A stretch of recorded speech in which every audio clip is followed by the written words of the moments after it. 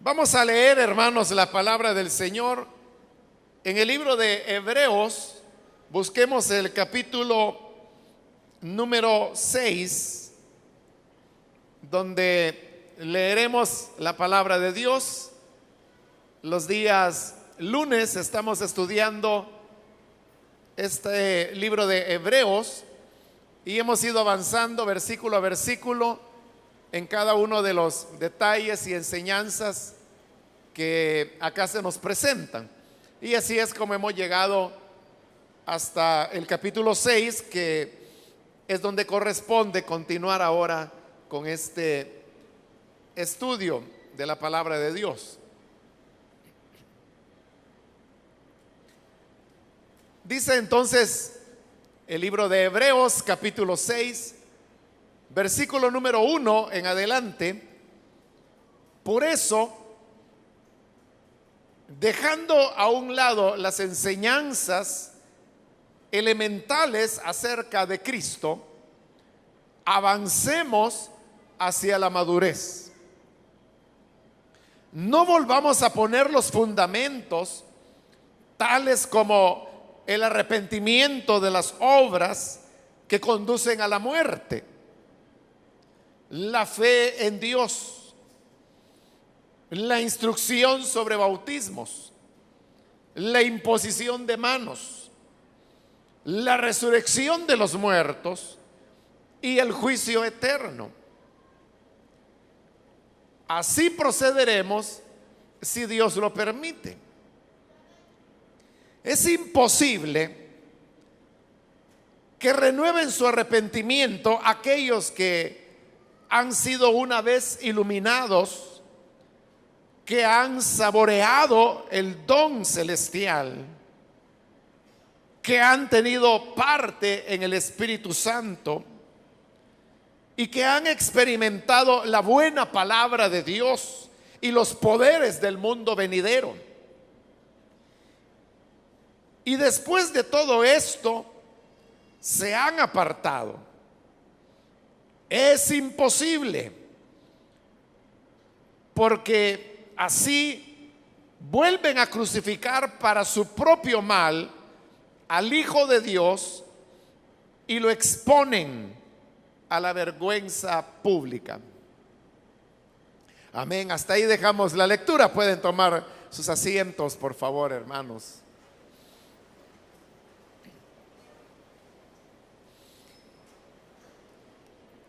Como dije, este es un estudio que vamos desarrollando semana a semana. Y si usted estuvo acá en la semana anterior, recordará que esta carta, que más bien es un libro, había comenzado a desarrollar el tema de Jesús como sumo sacerdote.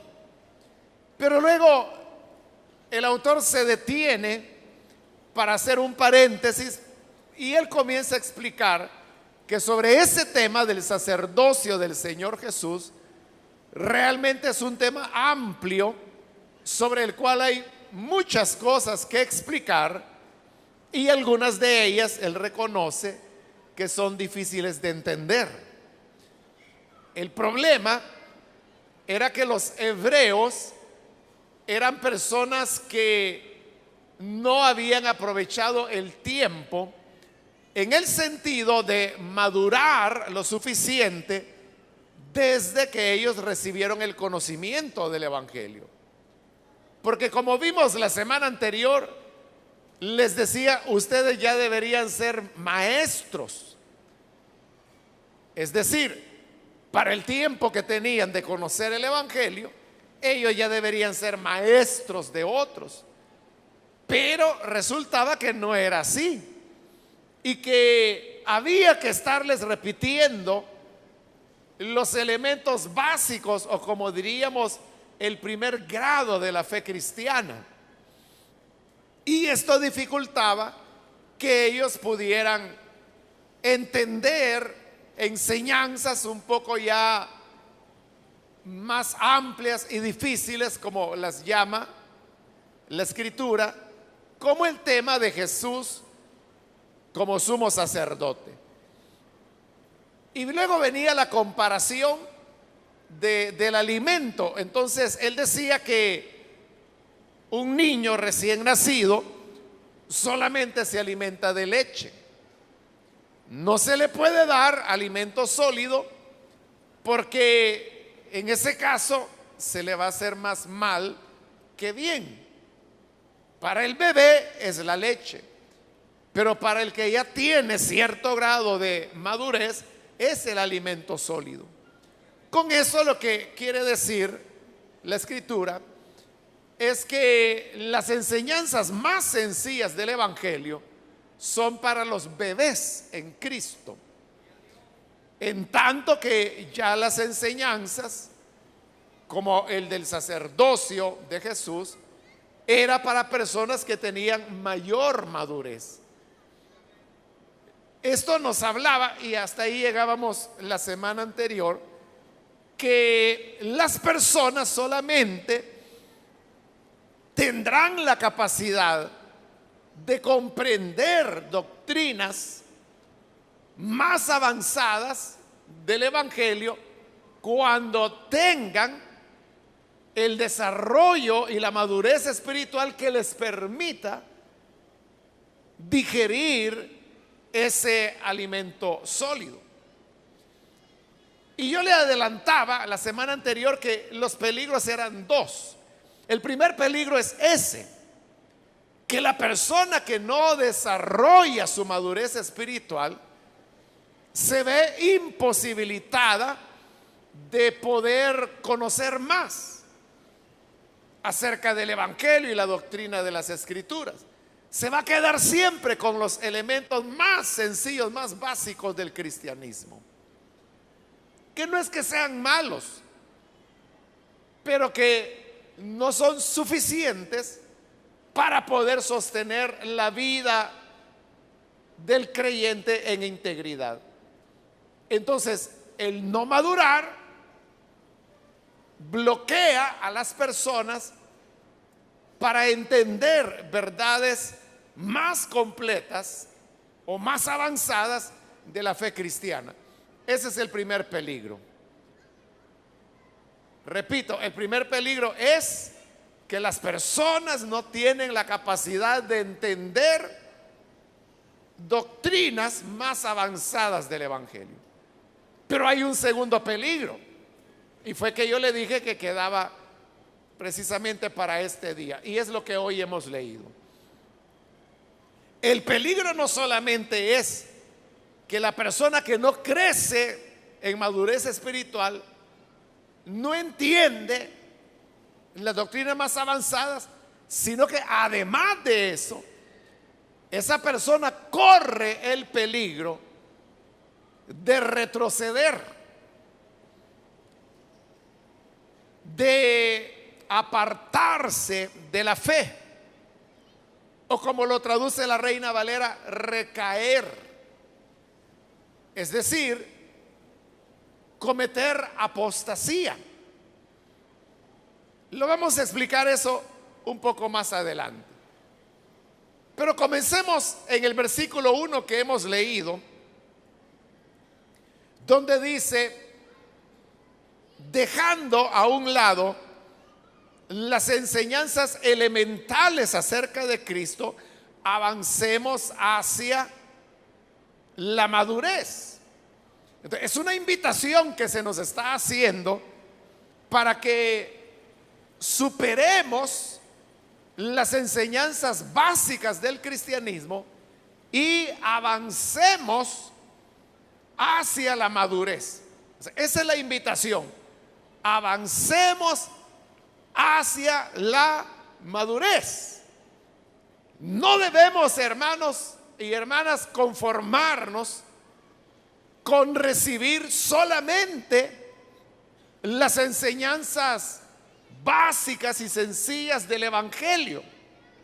Como le dije, no porque esas enseñanzas sean malas, son enseñanzas del Evangelio y por lo tanto son buenas. El problema es que esas enseñanzas básicas no son suficientes para que un creyente pueda mantener un nivel espiritual óptimo, íntegro o fuerte. Por eso la invitación es para que avancemos. Esto, hermanos, tiene mucho que ver con qué es lo que usted quiere aprender de la Biblia. Hay personas que prácticamente no saben nada de la Biblia. En el año 2013 se hizo el último censo en el área de Latinoamérica, Centroamérica, Panamá y República Dominicana, sobre qué creen los pueblos que viven en estos países. Y quiero decirle que de los 7 países que fueron estudiados, el país donde menos se lee la Biblia es Panamá. Pero luego, después de Panamá, el país donde menos se lee la Biblia es El Salvador. Es decir, que de 7 países que fueron estudiados, resulta que los cristianos salvadoreños ocuparon el 6.º lugar. Es decir, que somos de los países de Centroamérica, Panamá y República Dominicana, uno de los países donde menos se lee la Biblia. Por eso yo le decía, ¿qué es lo que usted espera recibir de la Biblia? Hace poco un hermano me hacía una pregunta y me decía, mire, ¿dónde es que la Biblia dice estas palabras? Y yo le dije, en ningún lugar la Biblia no dice eso. Y él me decía, ¿cómo no? Me dice, cuando Elías se despedía de Eliseo, le dijo estas palabras. No, le dije, nunca Elías dijo esas palabras. Pero vea, cuando una persona afirma de esa manera, entonces lo que está haciendo es mostrando que realmente no tiene un dominio de la palabra. Bueno, solo el hecho que él preguntara a dónde es que la Biblia dice esto, significa que él no se ubica en la palabra de Dios. No sabe a dónde se encuentran determinados pasajes. En otras ocasiones, cuando hay personas que hacen esa pregunta y me dicen, mire, ¿a dónde la Biblia dice tal cosa?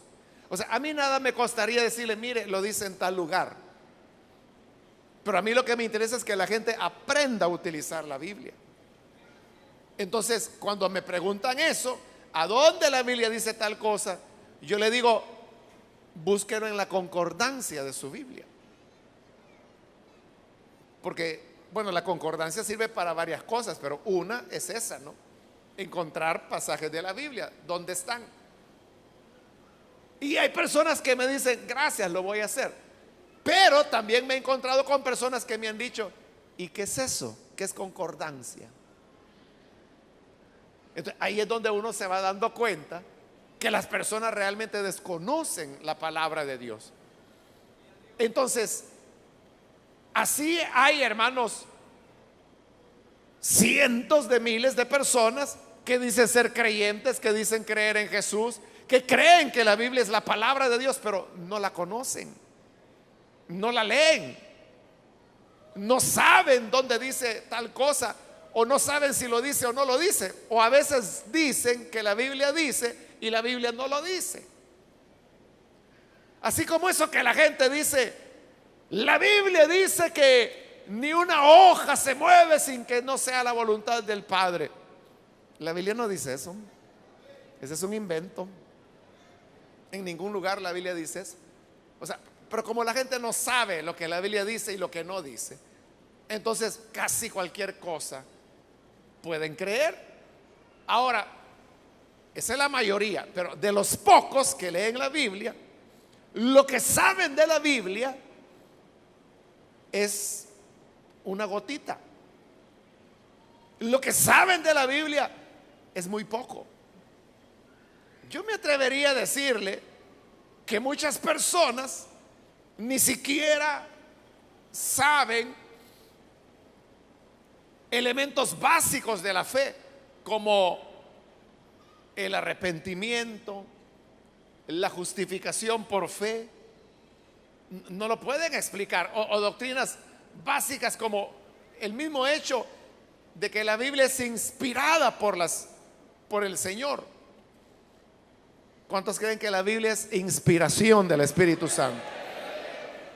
Así, todo creyente cree eso. Pero si yo le digo, explíqueme cómo es la inspiración de la Escritura, ahí donde se traban. O sea, no tienen manera de poderlo explicar. Y ahí estamos hablando de una doctrina básica.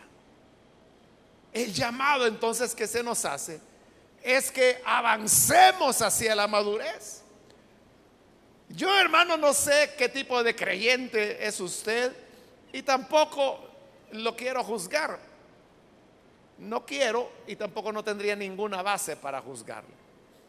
Pero el hecho es que lo que nosotros debemos procurar es avanzar. Avancemos, dice ahí, hacia la madurez. Es decir, conozcamos de verdad la palabra de Dios. Tomémosla en serio. Tomemos, hermanos, la palabra de Dios como el mayor tesoro que nosotros tenemos y donde podemos aprender muchísimas cosas.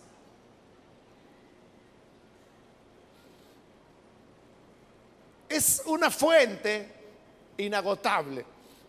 Y por eso es que el mismo versículo 1 dice: no volvamos a poner los fundamentos.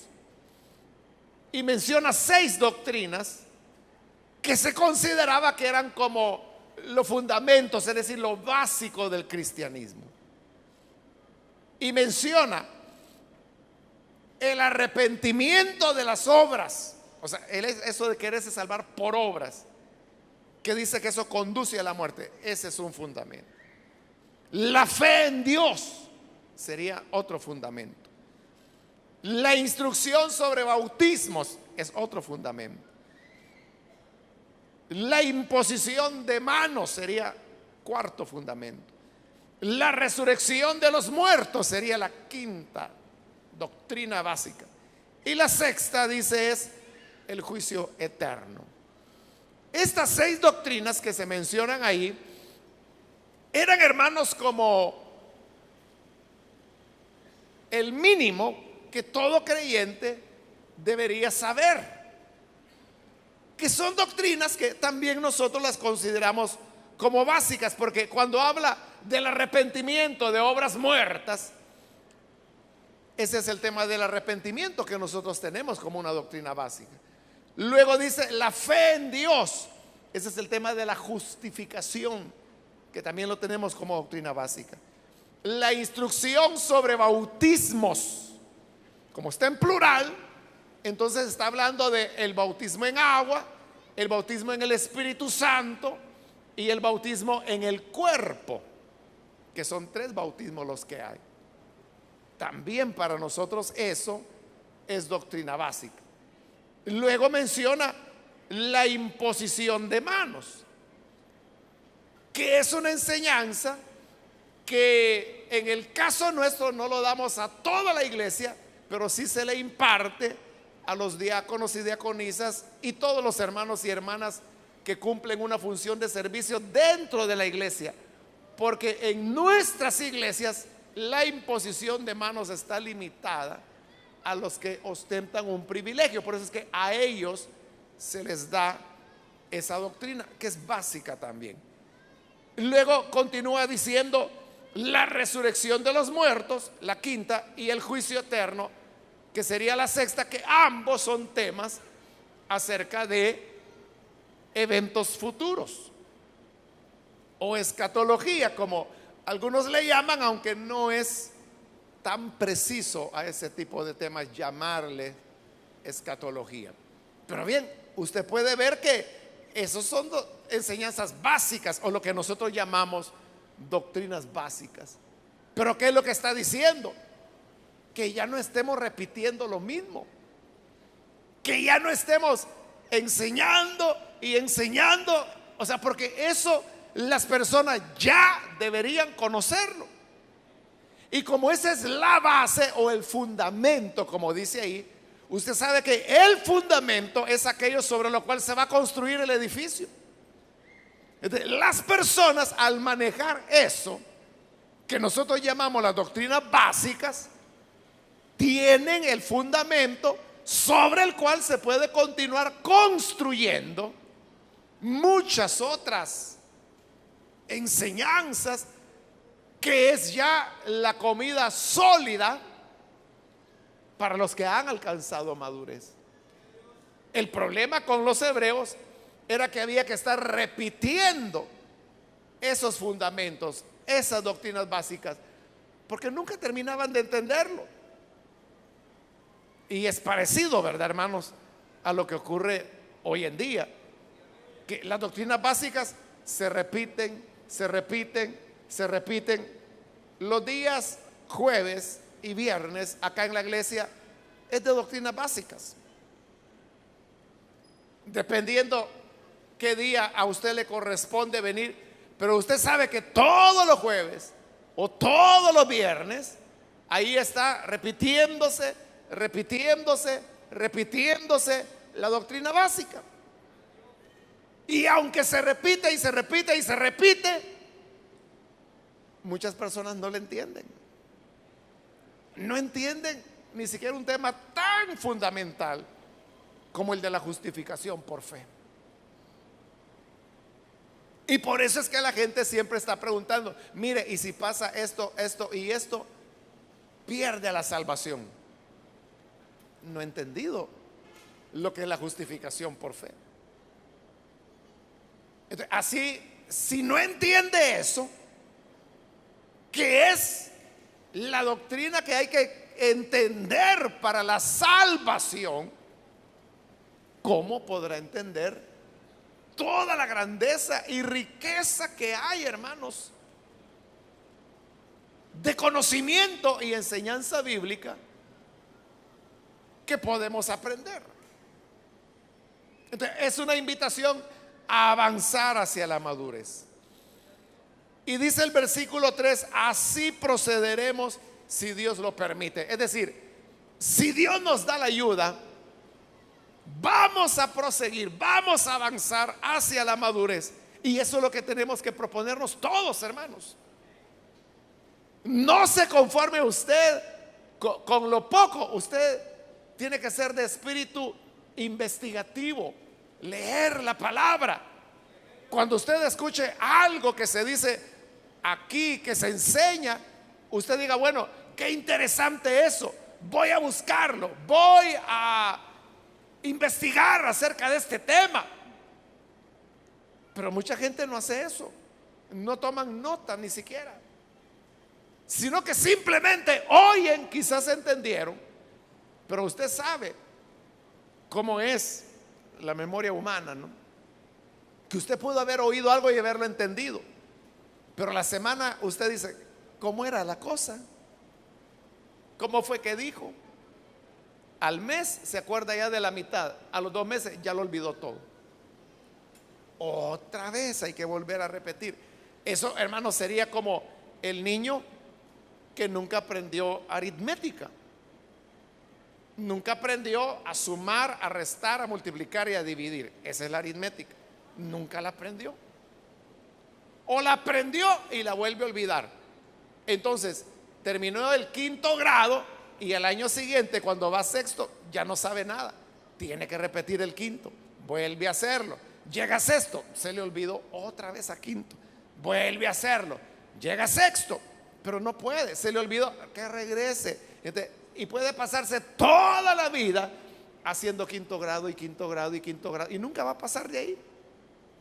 Así hay muchos creyentes que están repitiendo y repitiendo y repitiendo lo que Pablo llama, el libro de Hebreos llama los fundamentos, pero que dice que ya salgamos de eso y avancemos hacia la madurez. Así que, hermanos, avancemos, tomemos en serio la palabra de Dios, porque ellas tienen la vida eterna. Amén, hermanos. Entonces, eso es como una continuación del capítulo anterior. Es decir, es una invitación a que avancemos en conocer. Pero hoy va a mencionar el otro punto que yo le dije. Es el peligro que la persona enfrenta si no avanza. Porque la vida cristiana es como un carro que va subiendo una gran pendiente, que si deja de subir no se va a mantener estático, se va a venir para abajo. Entonces, o va subiendo o se viene para abajo. Ese es el peligro, que si usted no está avanzando, no está conociendo cada vez más y más de la palabra de Dios, retrocederá. Así es como llegamos a estos versículos 4 al 6, que son uno de los versículos más mal interpretados de la Biblia. La gente los interpreta muy mal. ¿Pero por qué los interpretan mal? Porque desconocen el espíritu de las enseñanzas del Nuevo Testamento. Desconocen qué significa que este libro era dirigido a los hebreos. Desconocen el trasfondo que había a estas palabras y por lo tanto lo que hacen es una mala interpretación de esos versículos. Leamos los versículos del 4 al 6.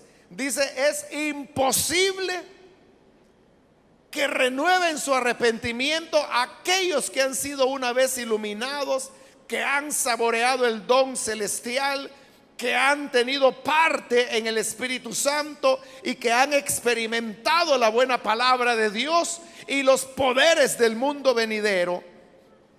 Y después de todo esto, se han apartado, o como dice la Reina Valera, recayeron. Es imposible, dice, porque así vuelven a crucificar para su propio mal al Hijo de Dios y lo exponen a la vergüenza pública. Esos son los versículos. Pero como ahí habla de recaer, entonces es donde la gente interpreta mal el pasaje y dice: vaya, ahí está diciendo que para el que cae en pecado, ya le es imposible poder tener una renovación espiritual para el arrepentimiento, que ya no se puede. Entonces, de ahí hay dos enseñanzas, malas enseñanzas, que salen del pasaje porque están interpretando mal el pasaje. Una interpretación es la que dice: la persona que cae en pecado pierde la salvación. Y la otra mala interpretación es: las personas que recaen, ya no hay reconcilio, porque allí dice que es imposible que sean renovados para arrepentimiento. Esas dos interpretaciones son falsas, porque no se está interpretando correctamente la palabra de Dios. ¿Por qué? Porque, como la Reina Valera dice, recayeron, que sería caer de nuevo, ¿no? Pero en el lenguaje evangélico, ¿qué es lo que nosotros entendemos por caer? En el lenguaje popular evangélico, caer es fallarle a Dios, cometer algún pecado. Por eso decimos que un hermano que ha pecado, decimos, está caído. Como ese es el lenguaje coloquial que se usa entre evangélicos, entonces leen la Biblia desde ese lenguaje coloquial, sin tener el cuidado de examinar qué es lo que significa la palabra recaer aquí. Es algo que yo ya le he explicado, pero se lo voy a repetir. Recaer ahí no se está refiriendo a cometer una falta, a cometer un pecado, sino que recaer significa que los hebreos a quienes iba dirigido este escrito, los hebreos eran enseñados e instruidos en que la ley de Moisés era el camino para la salvación. Bueno, de hecho así lo decía Éxodo: el que haga estas cosas vivirá por ellas. En otras palabras, el que cumpla la ley se salva. Salvación por obra, ¿verdad? Porque el que haga se salva. Es salvación por obras, la ley. Pero luego apareció el Evangelio. Y el Evangelio de Cristo, usted lo sabe bien. Efesios capítulo 2 lo dice con claridad: no por obras, para que nadie se gloríe, sino que es por fe. Y aún la fe no es de ustedes, sino que del Señor, quien nos regala la fe a quien Él quiere dársela. Entonces vea, eran dos caminos diferentes. El camino de la ley, que decía: haz obras y te salvarás. Eso lo sabían los hebreos. Pero ahora llegaba el Evangelio, y el Evangelio les decía: cree y te vas a salvar. No necesitas obras. Entonces los hebreos, acostumbrados a querer ganarse la salvación por obras, comenzaban a conocer el Evangelio, y ahí entendían que el Evangelio lo que les ofrecía era una salvación por gracia, no por obras. Pero había un problema, y es que al creer en ese Evangelio de gracia, debía haber un abandono de la ley de Moisés. Porque si se iba a justificar por la fe, ¿qué necesidad tenía de estar guardando las obras de la ley? Por eso es que Pablo clarísimamente lo dice en su carta a los Gálatas, que el que se quiere justificar por las obras de la ley, ese ha caído de la gracia. Es el ministerio de la muerte, le llama Pablo en su carta a los Corintios. Entonces, creer en el Evangelio de gracia significaba abandonar el judaísmo. Pero ¿qué sucedía? Que cuando una persona quería abandonar el judaísmo, los judíos venían y comenzaban a perseguirlo. Es lo que Pablo explica en su carta a los Gálatas. Porque ahí le habían levantado una bola, una mentira, que andaban diciendo que Pablo también enseñaba la circuncisión, cosa que Pablo nunca hizo. Pero el mismo Pablo lo aclara y dice: bueno, señores, supongamos que es cierto lo que estos locos dicen, que yo enseño que hay que circuncidarse.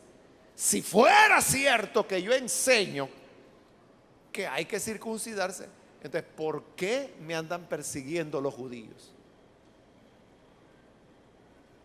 ¿Por qué tendrían que perseguirlo si él enseñaba supuestamente la circuncisión? El problema es que no le enseñaba. Y como no le enseñaba, por eso lo perseguían. Por eso es que Pablo explicaba que muchas personas volvían a la ley para evitar la persecución. Es decir, aquellos hebreos que habían escuchado del Evangelio y que sabían que era una obra de fe no de obras materiales, era creer, porque no era por méritos, es por la fe. Ellos sabían que tenían que dejar el judaísmo, pero dejar ese judaísmo significaba que los iban a perseguir, que la familia se les iba a poner en contra. Entonces, ¿qué hacían? Decían, bueno, aquel es un camino, es el camino de Moisés, y este es otro camino, es el camino de Jesús. Si yo sigo el camino de Jesús, voy a tener problemas. Entonces mejor no. Regreso, recaigo. Recaían a la ley y volvían a querer justificarse por obras. De eso está hablando el pasaje. No está hablando de que se fueron a pecar, porque no se iban a pecar, sino que era que volvían a su religión judía. No es que se iban a echar un trago, no es que iban a caer en una inmoralidad, no es que se iban a ir a robar. O sea, cuando dice recayeron, no es caer en pecado, es recaer en lo que antes creían. Por eso yo le dije, eso es apostasía. ¿Y qué es la apostasía? La apostasía no es pecado. O sea, porque eso, otra vez, es lo que le digo, como la gente no conoce la Biblia, utiliza mal lo que la Biblia dice. La Biblia habla de apostasía, pero como la gente no sabe qué significa apostasía en la Biblia, inventan cualquier cosa. Entonces, cuando hay un hermanito que estaba medio parado en el evangelio y que se fue a echar sus cervezas y se emborrachó y anda en zumba desde hace 2 meses, viene la gente y dice, ay, apostató el hermano. No, él no ha apostatado, él ha pecado. Eso es otra cosa. Pecar es una cosa, apostatar es otra. ¿Qué es pecar? Cometer una falta, un pecado, cualquier pecado. Y siempre el pecado se comete por descuido de la persona. Pero yo le he dicho, esos hermanitos que caen, que pecan, usted puede ir y preguntarles y decirle, hermano, ¿qué le pasó? ¿Cómo es que anda aquí caído? Y el hermanito le va a decir, es que le va a poner una excusa. Es que en la iglesia no hay amor, es que a mí no me visita nadie. Cosas así dicen. Pero hay una realidad, se descuidó. Pero si usted viene, vaya, y le pregunta, pero mire, ¿y usted cree que Jesús sigue siendo el Salvador? Sí, le va a decir. ¿Usted sigue creyendo que la Biblia es la palabra de Dios? Sí. Y aunque usted esté caído, ¿usted sigue creyendo que Jesús es el único camino, la verdad y la vida? Sí, le va a decir. Es decir, él sigue creyendo la verdad, no la está practicando, pero la sigue creyendo. Entonces no es apóstata. Apóstata es el que renuncia a la fe. Apóstata es aquel que no toma, no fuma, no es borracho, no es mujerero, lleva hasta una vida moralmente más recta que muchos creyentes. Pero si usted viene y le dice, ¿usted cree que Jesús es el Hijo de Dios? No. Jesús fue un revolucionario, fue un iluminado. Él fue a estudiar a la India y ahí a Buda le ayudó, y ahí es donde él se iluminó. Eso era Jesús, un iluminado. ¿Y usted cree que solo en Jesús hay salvación? No, no. Jesús solo fue un maestro. La salvación es cuando uno va alcanzando grados de conciencia y va recibiendo la iluminación. Esa es la salvación. ¿Y usted cree que habrá un juicio? No, juicio no va a haber. Juicio es el que nosotros hacemos de nosotros mismos. Ese es apóstata, mire, porque está negando todas las doctrinas, aunque no esté en pecado. Me he dado a explicar hasta aquí, hermano. Es diferente, entiende, ¿verdad? Una cosa es apostasía, otra cosa es pecar. El pasaje aquí no está hablando de pecar. No es ese el tema. El tema aquí es apostasía. Por eso es que la traducción de la NBI me parece más atinada, porque no utiliza la expresión recaer, que por ese lenguaje coloquial de los evangélicos podemos entenderlo mal, sino que utiliza la expresión apartarse, porque apostasía viene del griego apostasion, que lo que significa es separar. Entonces, cuando dice se apartaron, está dando una traducción más apegada a lo que el griego dice, porque es eso, apartarse de la sana doctrina. Entonces, ¿qué ocurría? Que de ese evangelio de gracia se apartaban y regresaban con Moisés. Entonces, cuando llegaban los hermanos, hermano, ¿qué le pasó? Ya no lo hemos visto por la iglesia. No, si ya no voy a ir. ¿Y por qué, hermano, ya no va a ir? Porque mejor me voy a quedar aquí. En el judaísmo voy a guardar la ley de Moisés. No, pero mire, si Cristo es el único camino. No, hay otro camino, Moisés. Porque Moisés dijo, el que haga estas cosas vivirá por ellas. Eso era apostasía. Para el que peca, para el que cae en pecado, ¿hay remedio o no hay remedio? Por supuesto que sí. Si no hubiera remedio, hermanos, todos nosotros ya estaríamos cocinados.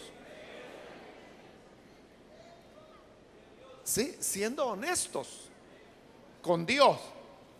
Después que usted creyó en Jesús y después de su conversión, ¿usted ha pecado, sí o no? Siendo honesto. Entonces, si no hay remedio al pecado, por eso digo, todos estaríamos fritos. Pero ¿hay remedio para el que peca? Sí. La Biblia dice, si alguno ha pecado, ¿verdad? Que bien se lo sabe. Abogado tenemos para con el Padre, Jesucristo el justo.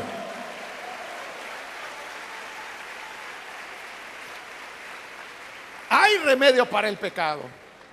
¿Y qué dice Primera de Juan capítulo 1 versículo 9?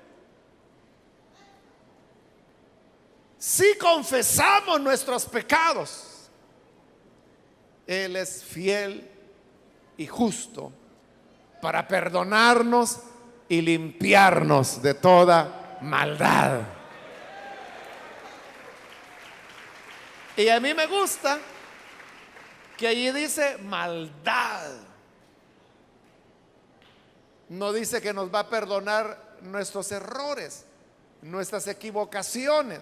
No dice nuestras maldades. Hay remedio para el pecado, pero hay remedio para la apostasía. Hay remedio para quien se aparta de la verdad del evangelio. Hay remedio. Piénselo bien, fíjese. ¿El evangelio es el único camino de salvación o hay otro camino? Solo el evangelio, ¿verdad? Es el único camino. ¿Qué pasa si yo rechazo ese camino? ¿Hay otro? Entonces no puede haber salvación para el apóstata. Eso es lo que dice versículo 4. Es imposible, dice, que renueven su arrepentimiento. Es decir, ya no puede haber arrepentimiento. ¿Para quién?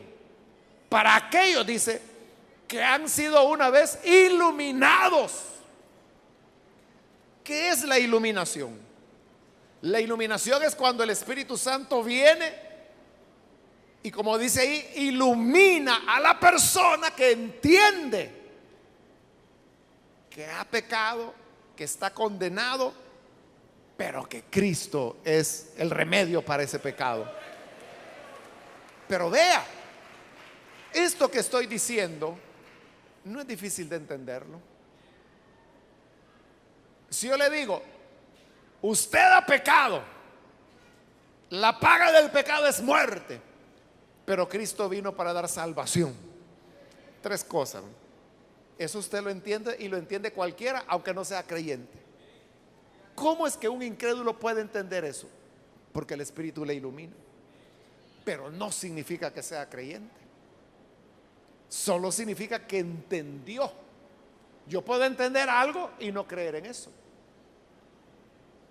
¿Qué es lo que le ocurre a mucha gente? Que está convencida de la verdad del Evangelio, pero no ha abrazado el Evangelio. Eso es ser iluminado. Y continúa, que han saboreado el don celestial. ¿Cuál es el don celestial? El regalo que Dios nos ha dado es la salvación que hay en Cristo. De como la persona oye, saborea, no lo come, pero lo saborea. Ahí está el pastel de la salvación. Y el Señor dice: vengan, coman, sin precio, sin dinero, es gratis.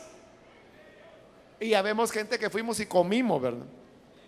Pero hay otros que solo lo ven y extienden el dedito y lo prueban. Y dicen: está bueno, pero no lo comen. Saborean el don, pero no lo comen. Que han tenido parte en el Espíritu Santo, porque la iluminación es obra del Espíritu. Han experimentado la iluminación que el Espíritu Santo da. Todavía no tienen la experiencia del nuevo nacimiento, pero sí la de la iluminación. Han experimentado la buena palabra de Dios, porque hay personas que vienen y vienen y vienen y vienen y vienen a la iglesia y conocen perfectamente la palabra de Dios, pero no la viven ni la creen. Yo conocí a un señor, hermanos, que él se congregó décadas en la iglesia. La esposa de él es una de esas diaconisas eternas de la iglesia. Bueno, todavía es diaconisa ella. Él iba por acompañarla y siempre llegaba con su Biblia, entraba a todos los cultos y yo sabía dónde se sentaba, así en el pasillo central. Yo ahí lo veía. Y como él por décadas fue a la iglesia, no, él nunca creyó, nunca hizo su profesión de fe. Dicen, yo nunca lo oí, que cuando él oía a alguien que hablaba en contra de la iglesia o en contra de su Salvador, de su servidor, perdón, él salía, hermano, a la defensiva. ¿Sabe qué pasó? Toda la gente comenzó a creer que él era creyente. Y en la iglesia todos le decían: hermano, Dios le bendiga, hermano. Dios le bendiga, decía él. Y él no era creyente.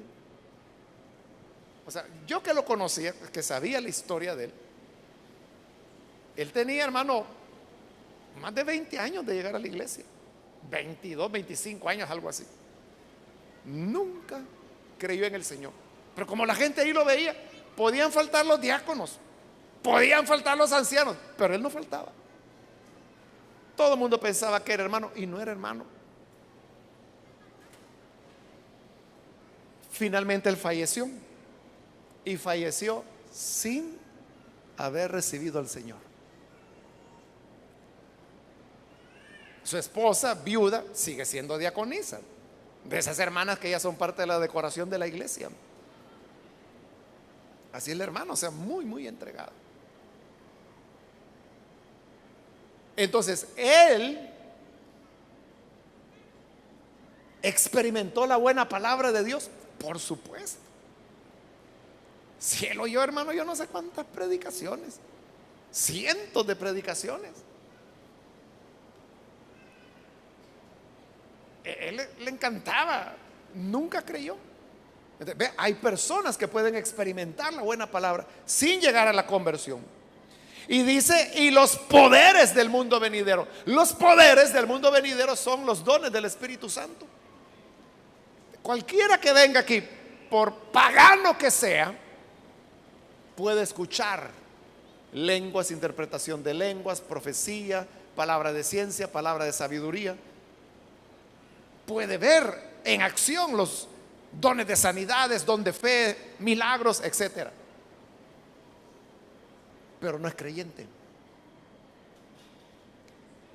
Y después, dice, de haber experimentado todo esto, se apartan, vuelven a sus obras, a su judaísmo. Entonces, estos tienen oportunidad de perdón, de arrepentimiento. Es imposible, dice. Porque entonces habría que crucificar otra vez a Jesús. Y lo harían para su propio mal, exponiéndolo otra vez a vergüenza pública. ¿Por qué tendrían que sacrificarlo otra vez? Por lo que yo ya le dije. El único camino es el Evangelio. ¿Y por qué es el único camino? Porque en el Evangelio Cristo murió por el pecador. Pero si yo rechazo eso y digo, está bien, Cristo murió por el pecador, es el único camino, pero yo creo que Moisés es buena gente también, me voy con Moisés. Eso es apostasía. Puedo tener oportunidad de arrepentimiento o de perdón. ¿Cómo? Si ya rechacé al único que murió. Entonces dice aquí, lo único sería que lo vuelva a crucificar para él, ¿no? Porque ya lo rechazó la primera vez, tendría que crucificarlo otra vez, volverlo a crucificar y exponerlo a vergüenza pública para que haya otra vez camino para él. Porque el camino abierto lo rechazó. Entonces, ¿de qué nos está hablando el pasaje? Nos está hablando de que si pecamos ya no hay reconcilio. No. Está hablando el pasaje de que si pecamos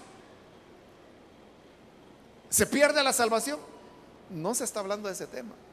Lo que se está diciendo es que si no crecemos en la madurez, si no avanzamos en el conocimiento serio de la palabra de Dios, corremos el peligro de apostatar del Evangelio. Y si usted me dice, ¿una persona puede apostatar? Sí, sí. Yo conozco personalmente dos casos. Uno de una hermana que aquí fue diaconisa, fíjese, diaconisa. Y luego apostató, volvió a la iglesia católica, se casó bajo la iglesia católica, jamás volvió a la iglesia. Tiene unos 20 años quizás de no venir a la iglesia. Ese es un caso. Y otro caso, bueno, este hasta predicador fue, era predicador. ¿Y saben qué está ahora? Está en los cultos mayas. O sea, hoy está adorando al Santo Fuego,